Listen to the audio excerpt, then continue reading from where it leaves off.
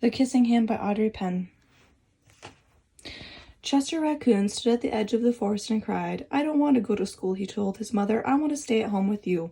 I want to play with my friends, and I want to play with my toys, and read my books, and swing on my swing. Please, may I stay home with you?" Mrs. Raccoon took Chester by the hand and nuzzled him on the ear. "Sometimes we all have to do things we don't want to do," she told him gently, "even if they seem strange and scary at first. But you will love school once you start. You'll make new friends and play with new toys, read new books, and swing on new swings. Besides," she added, "I know a wonderful secret that will make your nights at school seem as warm and cozy as your days at home." Chester wiped away his tears and looked interested. "A secret? What kind of secret?" "A very old secret," said Mrs. Raccoon. "I learned it from my mother, and she learned it from hers. It's called the Kissing Hand." "The Kissing Hand?" asked Chester. "What's that?" "I'll show you." Mrs. Raccoon took Chester's left hand, spread open his tiny fingers into a fan. Leaning forward, she kissed Chester right in the middle of his palm. Chester felt his mother's kiss rush from his hand up to his arm and into his heart. Even his silky black mask tingled with a special warmth.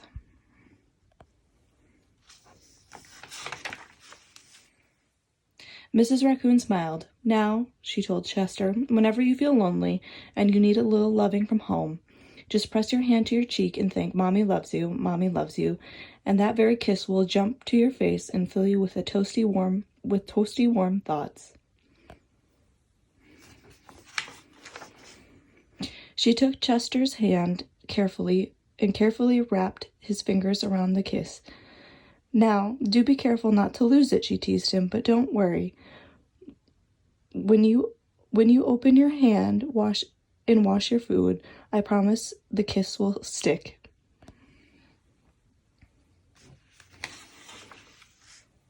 Chester loved his kissing hand.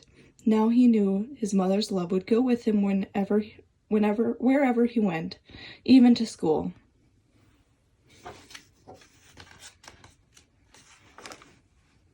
That night, Chester stood in front of his school and looked thoughtful.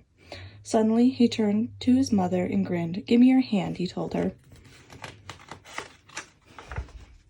Chester took his mother's hand and in his own and unfolded large familiar fingers into a fan.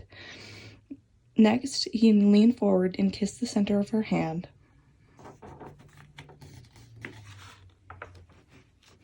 "Now you have a kissing hand too," he told her, and with a gentle goodbye and "I love you," Chester turned and danced away.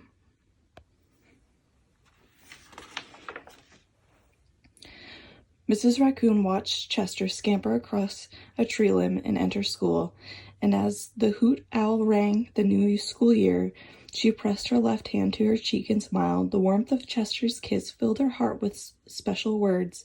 "Chester loves you," it sang. "Chester loves you."